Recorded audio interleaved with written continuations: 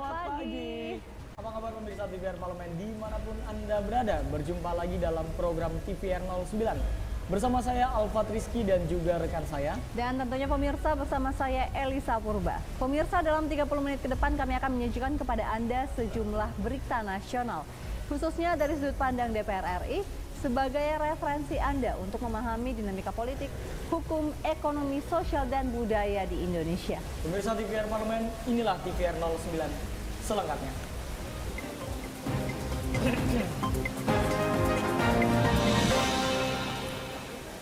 Pemirsa, kita awali TVR 09 pada pagi hari ini dari Badan Anggaran DPR RI yang berharap postur anggaran pendapatan dan belanja negara tahun 2024 dan tercapainya target pertumbuhan ekonomi dapat mengurangi angka kemiskinan ekstrim di beberapa daerah.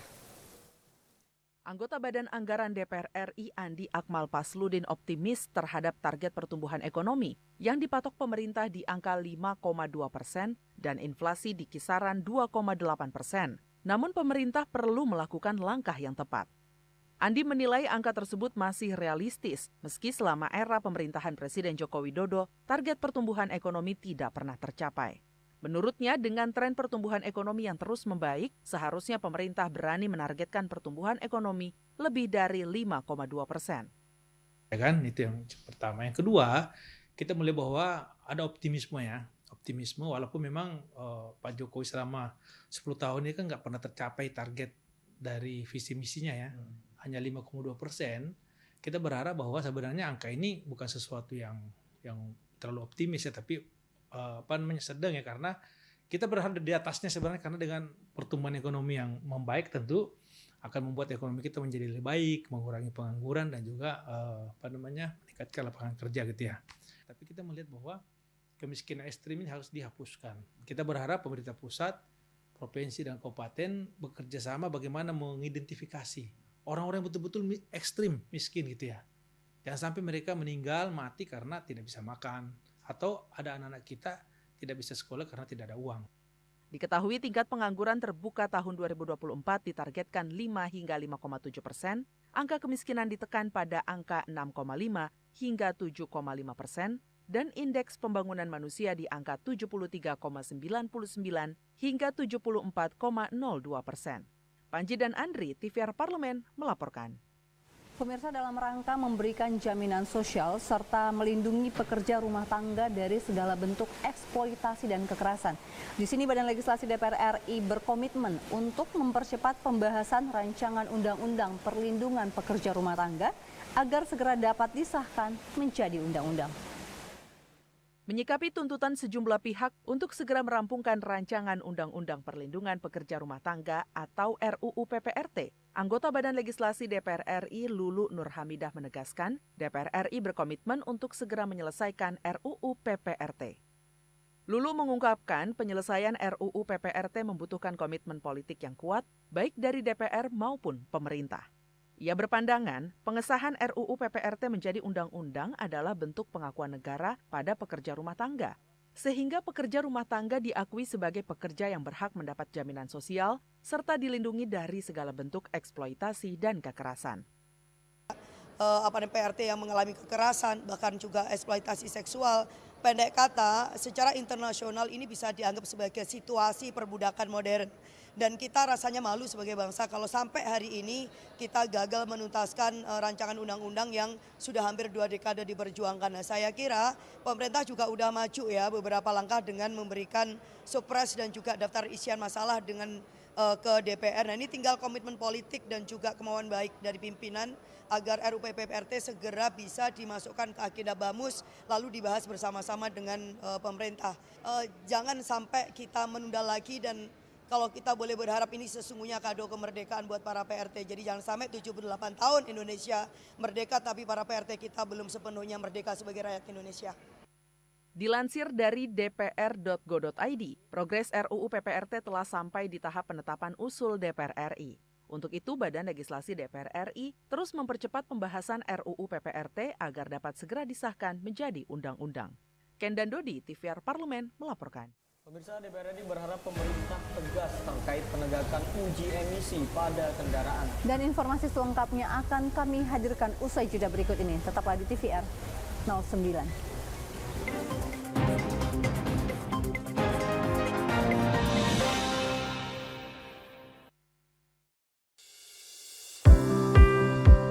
Mengenal tugas dan fungsi DPR RI. Dewan Perwakilan Rakyat atau DPR adalah lembaga negara yang mewakili aspirasi rakyat. Kehadiran DPR RI merupakan salah satu bukti bahwa Indonesia merupakan negara demokrasi. Sebagai salah satu lembaga perwakilan rakyat, apa saja tugas dan fungsi yang diemban DPR RI? Berdasarkan pasal 20A ayat 1 Undang-Undang Dasar 1945, DPR memiliki 3 fungsi, yakni fungsi legislasi, anggaran, dan pengawasan. Tugas dan wewenang DPR berbeda untuk setiap fungsinya. Yang pertama, fungsi legislasi. Menyusun program legislasi nasional atau prolegnas, menyusun dan membahas rancangan undang-undang, menerima rancangan undang-undang yang diajukan oleh DPD, membahas rancangan undang-undang yang diusulkan oleh Presiden ataupun DPD, menetapkan undang-undang bersama dengan Presiden, menyetujui atau tidak menyetujui peraturan pemerintah pengganti undang-undang yang diajukan oleh Presiden untuk ditetapkan menjadi undang-undang. Yang kedua, fungsi anggaran. Memberikan persetujuan atas rancangan undang-undang tentang APBN yang diajukan oleh Presiden. Memberikan persetujuan terhadap pemindahtanganan aset negara maupun terhadap perjanjian yang berdampak luas bagi kehidupan rakyat yang terkait dengan beban keuangan negara. Menindaklanjuti hasil pemeriksaan atas pengelolaan dan tanggung jawab keuangan negara yang disampaikan oleh BPK. Memperhatikan pertimbangan DPD atas rancangan undang-undang tentang APBN dan rancangan undang-undang terkait pajak, pendidikan, dan agama. Yang ketiga, fungsi pengawasan. Fungsi pengawasan, DPR bertugas melakukan pengawasan terhadap pelaksanaan Undang-Undang APBN dan kebijakan pemerintah, serta membahas dan menindaklanjuti hasil pengawasan yang disampaikan oleh DPD. Demikian penjelasan tentang tugas dan fungsi DPR menurut Undang-Undang. Informasi ini dipersembahkan oleh TV dan Radio Parlemen, Biro Pemberitaan Parlemen, dan Sekretariat Jenderal DPR RI.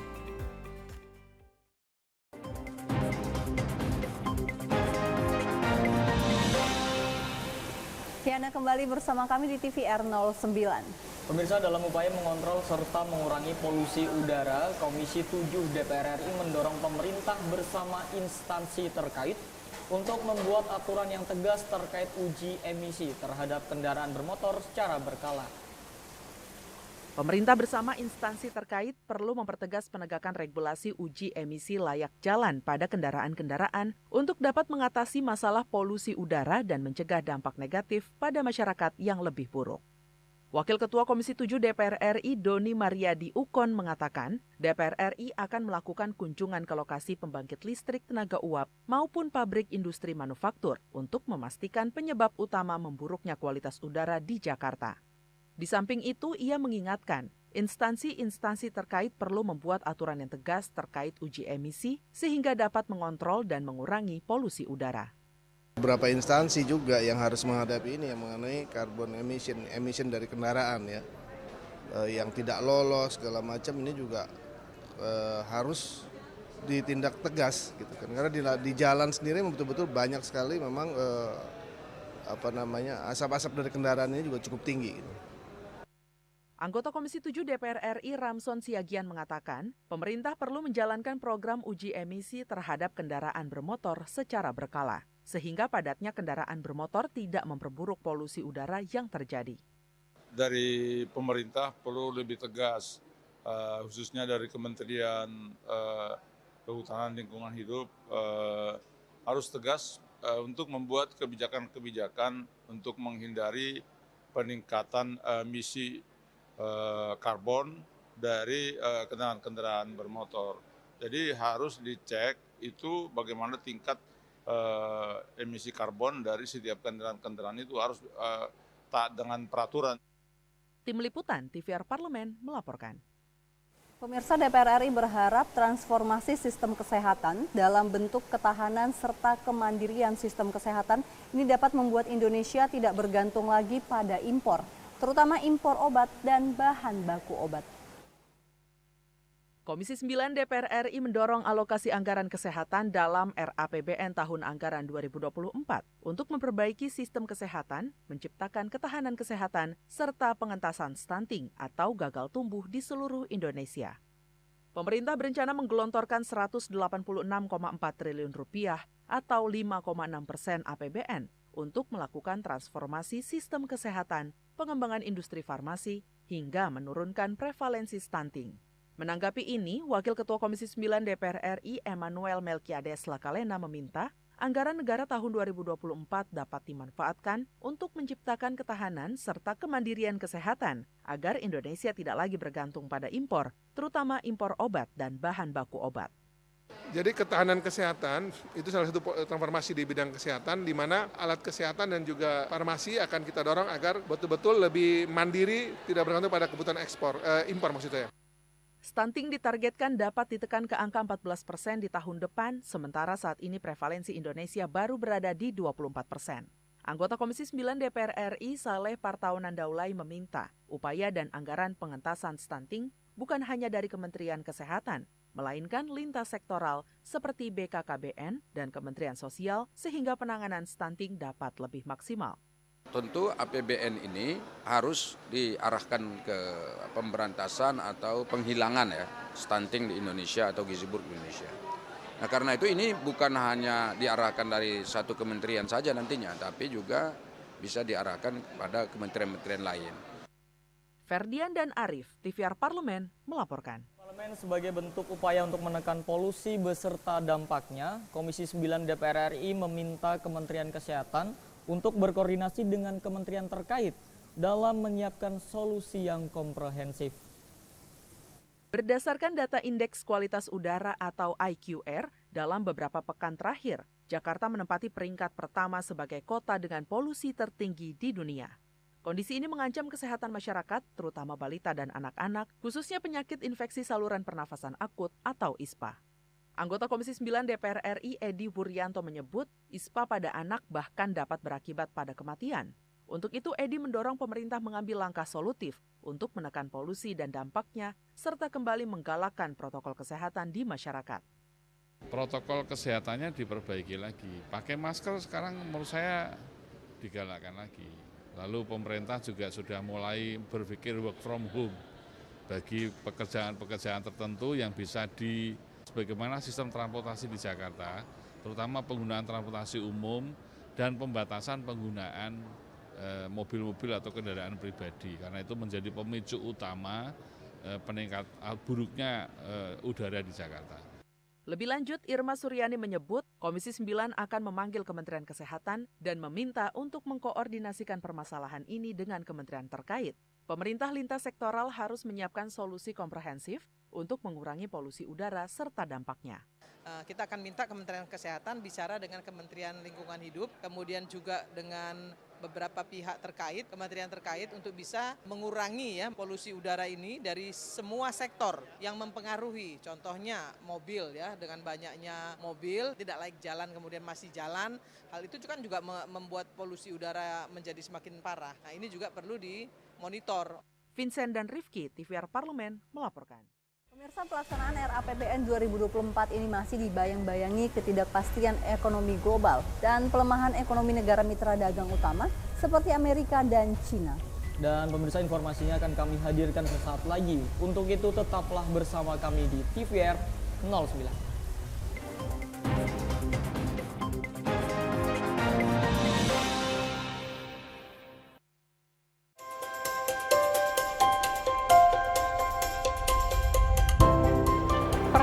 Dalam sejarah Indonesia, tahun 2024 kita mengadakan pemilu serentak, legislatif dan eksekutif baik di tingkat pusat maupun daerah.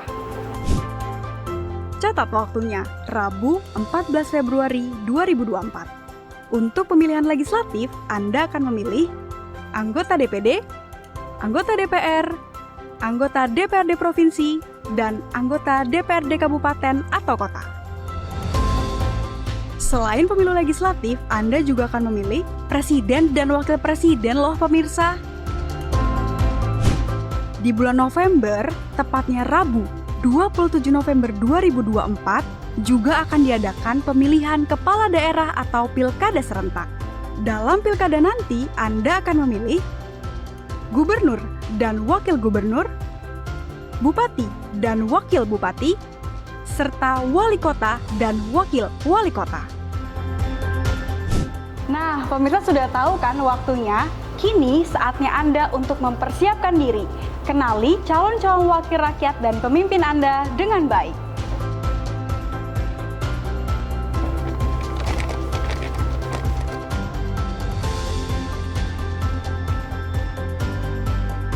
Jangan sampai kesempatan untuk memilih calon wakil rakyat dan pemimpin Anda terlewat begitu saja. Ayo ramaikan pesta demokrasi pemilu 2024 dengan meriah. Demi masa depan bangsa Indonesia.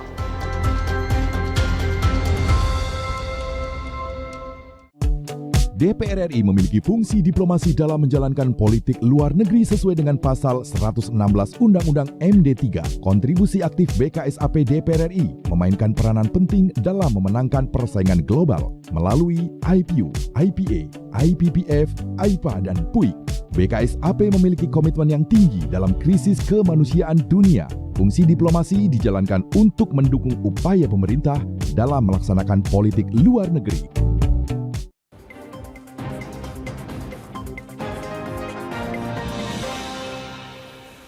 Kembali pemirsa di TVR 09. Pemirsa, pada asumsi makro di RAPBN 2024, Presiden Joko Widodo menetapkan asumsi pertumbuhan ekonomi sebesar 5,2%. Inflasi ditargetkan sebesar 2,8% dan penerimaan negara ditargetkan mencapai sekitar 2.700 triliun rupiah. Dan pemirsa, di sini DPR RI menegaskan akan selalu mendukung rencana dan strategi ekonomi yang dicanangkan pemerintah setiap tahunnya. Dan juga DPR RI berharap anggaran negara ini dapat dimanfaatkan sebesar-besarnya untuk kesejahteraan rakyat. Dan pemirsa, untuk mengetahui informasi selengkapnya, mari kita simak laporan mendalam yang telah dihimpun oleh tim redaksi TVR Parlemen dalam segmen editorial Parlemen berikut ini.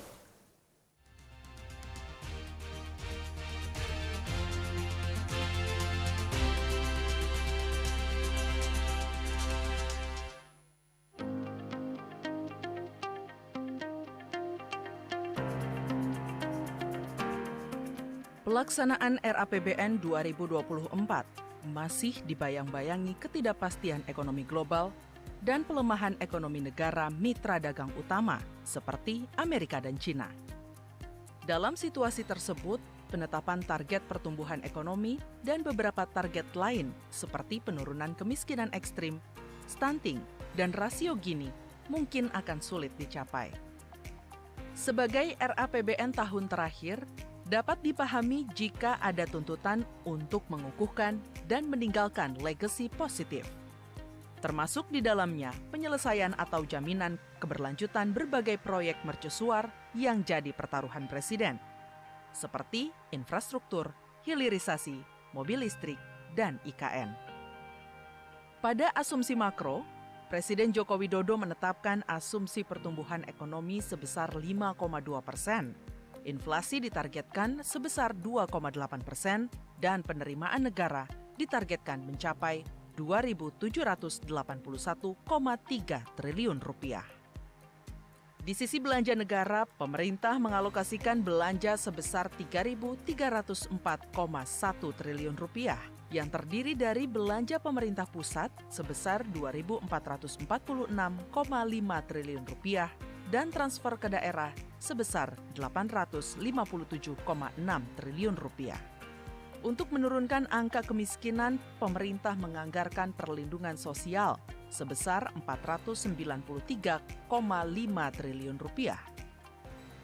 Dilihat dari sisi postur, RAPBN 2024 dinilai lebih sehat, inklusif, dan berkelanjutan. Ini terlihat dari penerimaan yang melonjak 1.100 triliun rupiah dibanding masa pandemi dan defisit yang turun tajam menjadi hanya 2,29% dari PDB. Tetap pembangunan ekonomi yang inklusif dan pasti akan mengarah pada bagaimana menyelesaikan persoalan-persoalan pendidikan, persoalan ekonomi, sumber daya manusia, kesehatan, infrastruktur, dan bahkan juga beberapa program-program lain yang sempat tertunda selama pandemi kurang lebih 3 tahun. Insya Allah mudah-mudahan ini semua menjadi PR yang harus diselesaikan tahun 2024. Meski RAPBN 2024 dianggap lebih terukur, namun turunnya anggaran pertanian cukup disayangkan, mengingat ancaman terhadap sektor pertanian masih krusial, terutama dalam waktu dekat Indonesia akan menghadapi El Nino. Turunnya anggaran pertanian memperlihatkan kurangnya keberpihakan pemerintah terhadap para petani. Persoalan mendasar kita ke depan, selain persoalan kemiskinan, juga ya masalah persoalan pangan. Alokasi untuk peningkatan produktivitas sektor pertanian kayak melihat masih sangat kecil. Dibanding dengan bantalan sosial kurang lebih 400 triliun, kemudian begitu juga dengan belanja infrastruktur sampai dengan 500 triliun. Masih minimnya anggaran untuk Kementerian Pemuda dan Olahraga juga sangat disayangkan. Padahal, semestinya Kemenpora menjadi garda terdepan dalam peningkatan kualitas sumber daya manusia. Pemuda menjadi salah satu sokoguru pembangunan Indonesia di masa yang akan datang, itu ternyata ironinya dikaitkan dengan APBN, itu mendapatkan anggaran yang sangat minim. Ya, kalau kita bercermin pada kementerian yang menjadi leading sektor, yaitu Kementerian Pemuda dan Olahraga. Menurut saya, Kementerian Pemuda dan Olahraga itu harus mendapatkan tugas yang lebih tegas, lebih jelas, baik dalam konteks anggaran maupun dia sebagai leading sektor.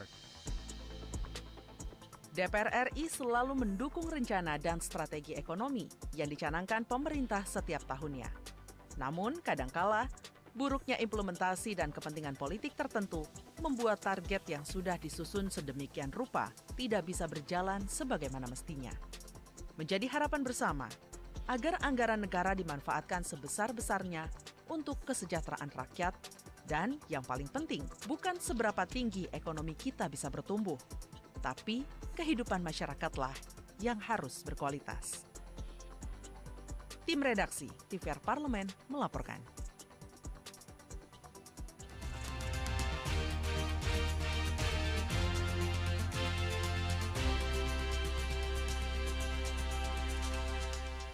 Nah pemirsa, kali ini kami mau ngajak Anda untuk berwisata ke salah satu daerah yang tentunya mungkin sudah familiar. Alfat, tahu Danau Toba?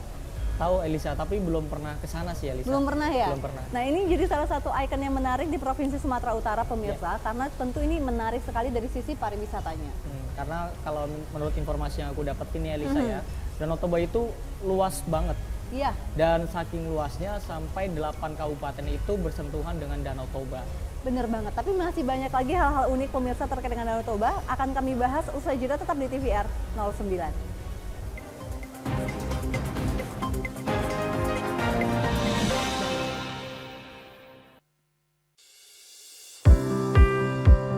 Mengenal tugas dan fungsi DPR RI. Dewan Perwakilan Rakyat atau DPR adalah lembaga negara yang mewakili aspirasi rakyat. Kehadiran DPR RI merupakan salah satu bukti bahwa Indonesia merupakan negara demokrasi. Sebagai salah satu lembaga perwakilan rakyat, apa saja tugas dan fungsi yang diemban DPR RI? Berdasarkan pasal 20A ayat 1 Undang-Undang Dasar 1945, DPR memiliki 3 fungsi, yakni fungsi legislasi, anggaran, dan pengawasan. Tugas dan wewenang DPR berbeda untuk setiap fungsinya. Yang pertama, fungsi legislasi. Menyusun program legislasi nasional atau prolegnas, menyusun dan membahas rancangan undang-undang, menerima rancangan undang-undang yang diajukan oleh DPD, membahas rancangan undang-undang yang diusulkan oleh Presiden ataupun DPD, menetapkan undang-undang bersama dengan Presiden. menyetujui atau tidak menyetujui peraturan pemerintah pengganti undang-undang yang diajukan oleh Presiden untuk ditetapkan menjadi undang-undang. Yang kedua, fungsi anggaran. Memberikan persetujuan atas rancangan undang-undang tentang APBN yang diajukan oleh Presiden. Memberikan persetujuan terhadap pemindahtanganan aset negara maupun terhadap perjanjian yang berdampak luas bagi kehidupan rakyat yang terkait dengan beban keuangan negara. Menindaklanjuti hasil pemeriksaan atas pengelolaan dan tanggung jawab keuangan negara yang disampaikan oleh BPK. Memperhatikan pertimbangan DPD atas rancangan undang-undang tentang APBN dan rancangan undang-undang terkait pajak, pendidikan, dan agama. Yang ketiga, fungsi pengawasan. Fungsi pengawasan, DPR bertugas melakukan pengawasan terhadap pelaksanaan Undang-Undang APBN dan kebijakan pemerintah, serta membahas dan menindaklanjuti hasil pengawasan yang disampaikan oleh DPD. Demikian penjelasan tentang tugas dan fungsi DPR menurut Undang-Undang. Informasi ini dipersembahkan oleh TV dan Radio Parlemen, Biro Pemberitaan Parlemen, dan Sekretariat Jenderal DPR RI.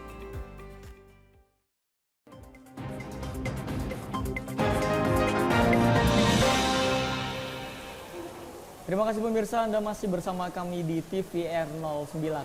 Nah, pemirsa, tadi kita sudah membahas mengenai Danau Toba, dan tentu kalau kita membahas soal danau yang satu ini, ini pasti kita langsung terbesit dengan legenda Samosir dan juga Toba, dan juga ada ikan masnya yang identik kita pelajari itu kita baca waktu SD ya, Alfat ya? Ya, karena memang itu sangat terngiang-ngiang ya sampai sekarang kita besar, ini tentu legenda-legenda tersebut masih terngiang. Dan pemirsa, selain terkenal akan legenda masyarakatnya tersebut, ternyata Danau Toba ini termasuk ke dalam danau terbesar di Indonesia dan bahkan se-Asia Tenggara. Nah, tadi bukan hanya dia melingkupi 8 kabupaten yang ada di Sumatera Utara, tapi terbesar juga ternyata ya. Bahkan ada keunikan lain yang mungkin kita akan jumpain di Danau Toba. Ini pasti bikin kamu makin pengen ke Danau Toba. Penasaran pemirsa? Tentunya simak dalam segmen Intips, informasi dan tips untuk Anda.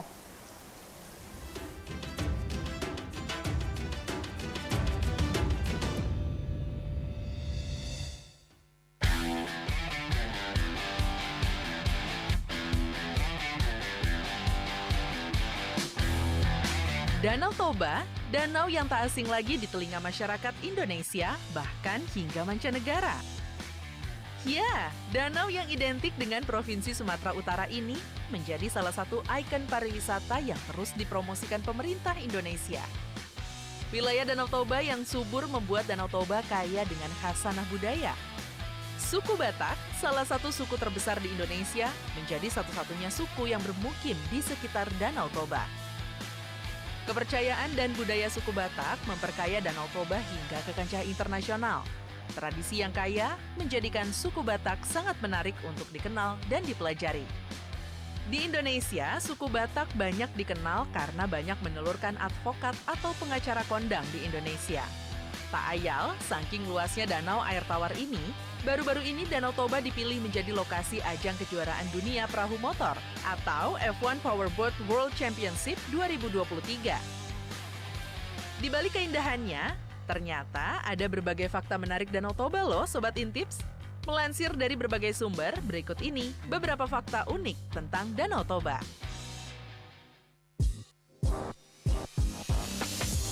Dilansir dari World Atlas, Danau Toba terbentuk dari letusan Gunung Toba sekitar 69.000 sampai 77.000 tahun yang lalu.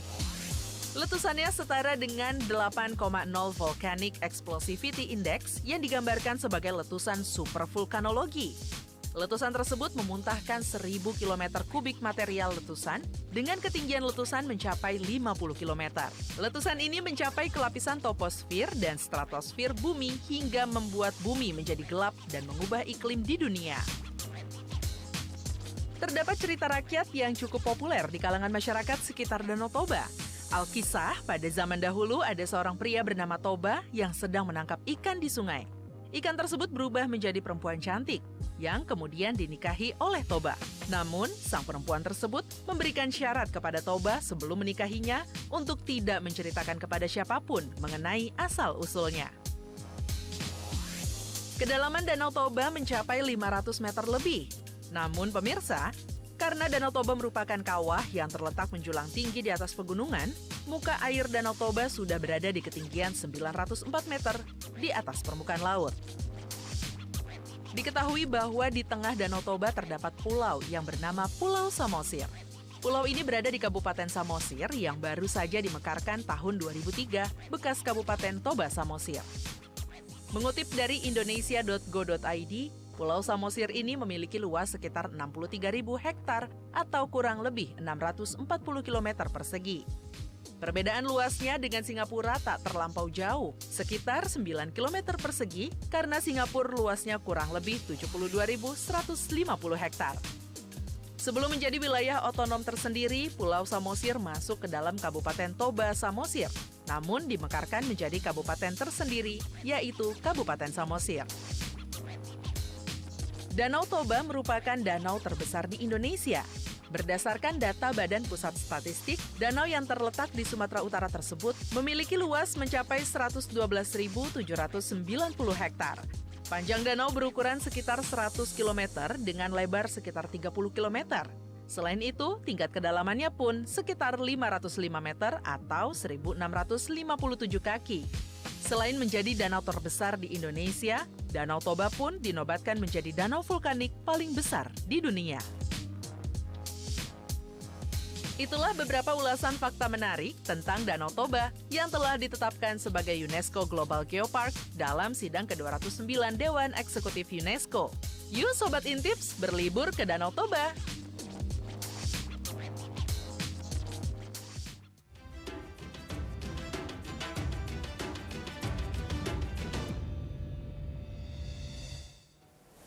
Baik pemirsa, di penghujung acara kami informasikan kepada Anda sejumlah agenda DPR RI pada hari ini, Kamis 24 Agustus 2023. Pemirsa, sebentar lagi setelah tayangan TVR 09 ini akan diadakan rapat paripurna terkait pandangan fraksi-fraksi atas rancangan undang-undang tentang pertanggungjawaban atas pelaksanaan APBN tahun anggaran 2022. Dan sedangkan di siang harinya pada pukul 13 waktu Indonesia Barat, terdapat rapat pleno Badan Legislasi terkait dengan presentasi tim ahli dalam rangka penyusunan rancangan undang-undang tentang statistik. Juga masih ada sejumlah agenda serta program DPR lainnya pemirsa yang tentunya masih dapat Anda saksikan secara langsung di TVR Parlemen.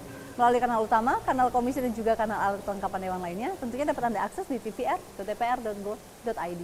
Dan pemirsa TVR Parlemen, demikian TVR 09 edisi pagi ini. Dan kami segenap kru TVR Parlemen yang bertugas tentunya mengucapkan terima kasih telah menyaksikan TVR 09 pagi ini. Ada saya Elisa Purba juga rekan saya. Sama saya Alfat Rizky pemirsa, sampai berjumpa kembali di TVR 09 esok pagi. TVR Parlemen, referensi Indonesia.